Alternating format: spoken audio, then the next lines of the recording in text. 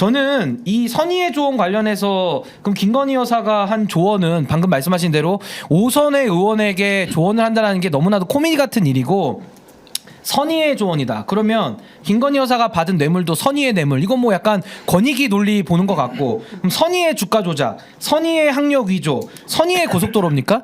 그러니까 김건희 여사의 범죄 혐의에 대해서 우리는 그걸 지적하고 마땅히 잘못된 건 잘못됐다라고 얘기를 해서 국정 개입과 국정 농락을 막아야 되는데 지금 책임 있는 역할을 하시는 분들이 이걸 오히려 감싸는 검찰 같은 태도를 지금 반복하고 있거든요. 이게 좀 의아하다라는 거고 또 하나는 지금 김영선 의원한테도 지역구 관련해서 빼내는 조언을 했는데 그럼 이준석 의원도 조언 받은 거예요? 동탄 정할 때 혹시 김건희 여사한테 물어본 거예요? 그게 아니잖아요. 아니 그러니까 조언을 뭐 이준석 의원은 안 해줬을 가능성 있습니까? 안 해줬다라고 볼 수 있어요? 그러니까 예를 들면 김영선 의원한테도 전화하고 진중권한테도 전화하고 다 전화하고 있는데 이준석 의원한테만 안 했다라는 보장이 있습니까? 그러니까 제가 드리고 싶은 말씀은 이준석 의원은 지금 이걸 봤다라는 사람이에요. 지금 봤다라고 그렇죠. 방송 나와서 얘기를 했어요. 네. 그러면 2024년도 2월달 그러니까 최근에 있었던 공천 개입을 지금 직간접적으로 증거를 본 사람이거든요. 네. 그럼 이실직고를 해야지. 여기에 대해서 이걸 선의의 조언으로 포장하면서 연막을 피워서 되겠느냐. 아하. 제가 2022년도 6월달 얘기도 소급해서 꺼냈습니다. 2022년 6월달에도요 똑같았습니다. 당시에 이준석 의원이 국민의힘 당 대표입니다. 당 대표인데 그때 어떤 상황이냐면은 재보궐선거를 지방선거를 같이 합니다. 6월달에 2022년 6월달에 임기 개시하자마자 대통령 임기 개시되자마자 첫 번째 선거인데 그때도 이준석 의원이 김영선 의원 공천을 줘요. 그렇죠. 그때 대표니까. 그러면 예. 묻습니다. 김영선 의원 수돗물 저렇게 7번이나 떠마시는 분인데 공천을 줬으면 그때 당시에 공천 줄 만한 이유가 있었을 거 아니에요. 그걸 좀 설명을 하든지 만약에 그때 당시에도 정진석 당시 공관위원장인데 정진석 공관위원장을 틈타고 김영선 꽂으라는 혹시나 그런 간섭이 있었다면 개입이 있었다면 그 부분까지도 이거는 문제를 삼아봐야 되는 전 내용이라고 보는 거예요. 예. 아니 고양이가 생선 가게를 그냥 지나칠 일이 있습니까? 그러니까 지금 공천에도 개입을 했다 그러면은 2022년도 6월달에 가장 권력의 힘이 셌을 때는 더더욱 개입했을 가능성이 높고 그때 이준석 의원은 국민의힘의 당 대표 당시 직접 내부자이기 때문에 이거에 대해서 가장 많은 내용을 아는 사람이란 말이죠. 그럼 지금 국민들이 다 화들짝 놀래가지고 멘붕에 온 상황에서 이걸 갖다 선의의 조언 운운하면서 감싸주는 것이 과연 적합하냐 여기에 대한 문제 제기가 있을 거다라는 걸 보는 겁니다. 근데 이게 참 공교로운지 어쩐지 모르겠는데 주말에 이준석 의원의 성상납 의혹 무고 사건을 원래 경찰은 기소 의견으로 검찰에 보냈는데 검찰이 무혐의 처분을 했습니다. 뭐 별개의 사건이겠죠, 현 변호사님. 그러니까 강용석 변호사를 고발한 게 무고 아니냐 네. 그 얘기잖아요. 네. 이게 근데 사실은 공교롭죠. 지금 얘기처럼 2022년 6월에 보궐선거 때 공천을 줬잖아요. 물론 그 당시에 제가 보기에 아마 이준석 대표가 실제로 공천권을 행사했는지 아니면 그냥 위에서 오더를 받았는지 모르겠어요. 근데 이준석 대표가 유독 또 김건희 여사에 대해서만 얘기하는 거 보면 약간 이제 감싸는 투로 얘기한단 말이에요. 그러니까 윤석열 대통령에 대해서도 사실은 아주 들이받지는 않아요. 어느 정도 약간 선은 있는데 김건희 여사에 대해서는 이건 단순히 문제가 되면 본인 얼마나 방송 좋아하고 이런 거 나오면 얼마나 그렇지, 소재로. 그렇죠. 네, 좋아하는 세게. 사람인데 예. 사실은 뭐 단순히 내가 이런 거 아니다, 조언이다. 이렇게 얘기할 제가 수 보기에는 글쎄요. 그러니까 예. 지금 어쨌든 AB 의원 중에 한 사람일 걸로 보이긴 하는데 네. 약간 두 사람은 이걸 더 안 나갈 가능성이 있을 것 같아요. 제가 보기에는. 근데 지금 중요한 거는 두 사람이 안 나가려고 한다 하더라도 이 문제는 나갈 수밖에 없어요. 왜냐하면 많은 국민들에게 의혹이 제기가 됐고 그다음에 국민의힘 당직자 출신 DC 동아일보 보도에 다 갖고 따르면 있다는 다 갖고 사람. 있다는 사람이고 그리고 이제 이분이 지금은 잠수 탔다 그래요.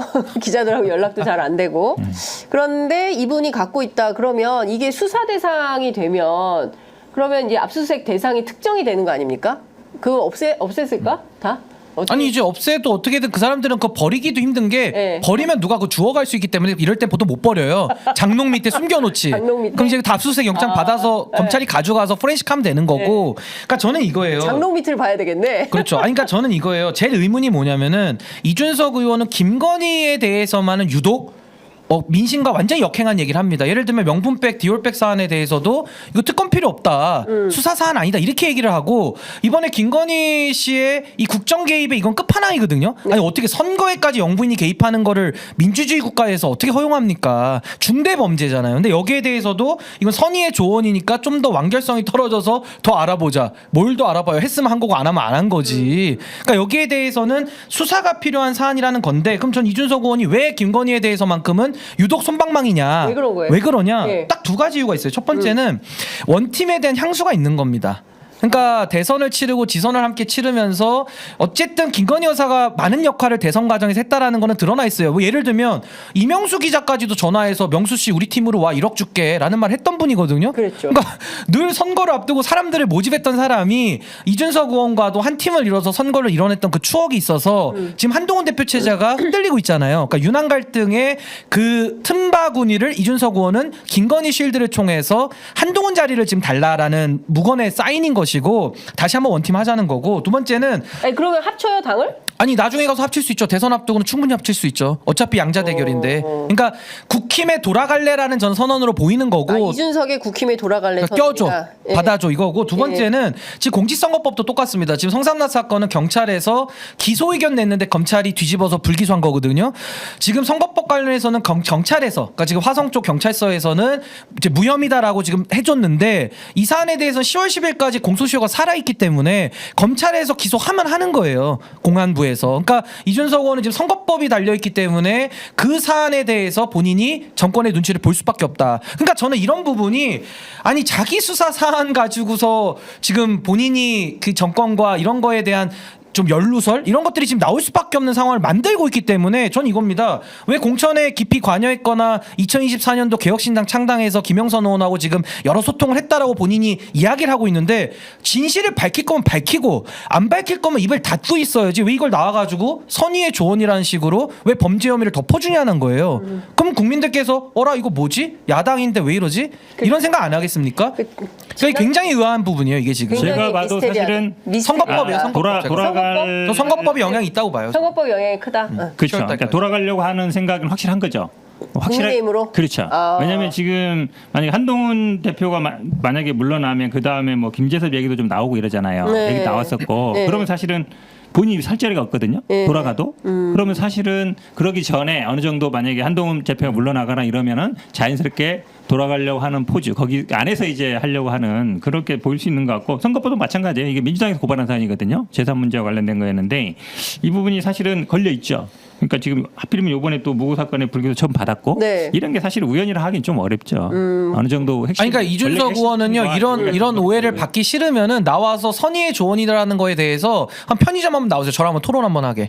아니 제가 이거는 따져 물어야 되는 거예요. 아니, 이준석 이거를 대표가 요새 잘 안 나와요. 안 나와요? 네, 제가 막 다각적으로 좀 편의점 굉장히 열심히 적극적으로. 아니, 처음엔 자주 예전에 나왔잖아요. 잘 그 윤석열 대통령 비판할 때 그러니까 많이 필요할 땐 나오는 거예요? 안 필요할 땐 못 나오고? 저는 안 봤. 아니 그러니까 저는 윤석열 대통령보다 더 위에 있는 거죠. 아니 그러니까 저는 안 건드려? 여기서 핵심이 뭐냐면은 네. 지금 이거는 중대한 범죄 혐의란 말이에요. 제가 이 뇌물백에 대해서도 좀 약간 좀 목소리를 높이는 이유가 이것도 명백하게 뇌물수수 혐의란 말이에요. 그러니까 네. 저는 우리가 당연히 김건희 여사에 대해서 유죄다, 재판 없이도 깜빵에 가라 이런 말은 해서는 안 되죠. 그건 대한민국 사법 체계를 무시하는 거니까. 맞습니다. 수사를 받아라, 혐의가 짙다, 수사 받아라 이게 정답이거든요. 네. 근데 지금 이 공천 개입에 대해서도 본인이 그걸 봤다면서 그리고 2022년도 6월달에 본인이 김영선 의원을 공천을 했단 말이에요. 그럼 그때 당시에 나는 어떤 이유로 했다라고 밝히든지 아니 그때도 제가 봤을 때는 김건희 여사가 고양이가 생선 가게를 못 지나치거든요.